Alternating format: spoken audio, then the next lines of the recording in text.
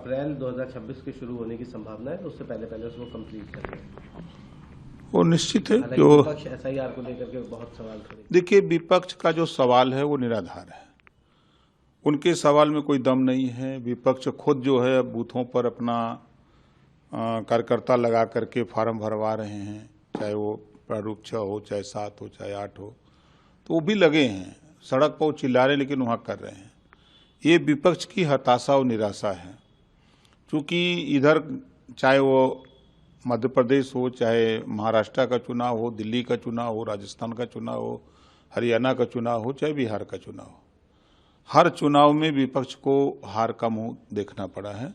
इससे सभी लोग भयभीत हैं।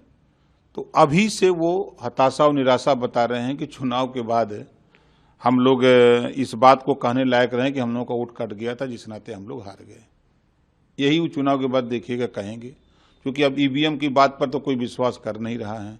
तो अब इन लोगों ने वही फॉर्म 7 की दुहाई दे रहे हैं।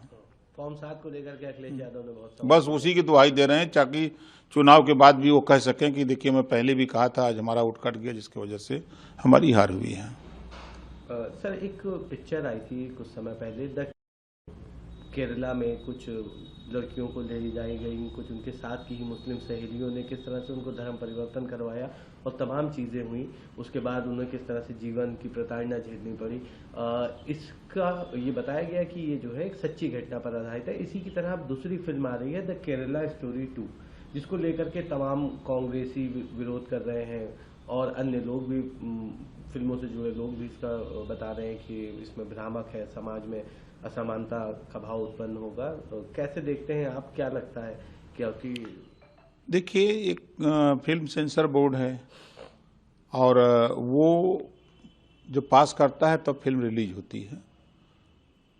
तो अगर उसमें कोई इस प्रकार का दृश्य है कि समाज में उसका गलत मैसेज जाता है, तो जब फिल्म दिखाई जाती है, अगर उस पर आपत्ति आती है तो वो हिस्सा काट के निकाल दिया जाता है। काफ़ी अध्ययन के बाद तब फिल्म रिलीज होती है।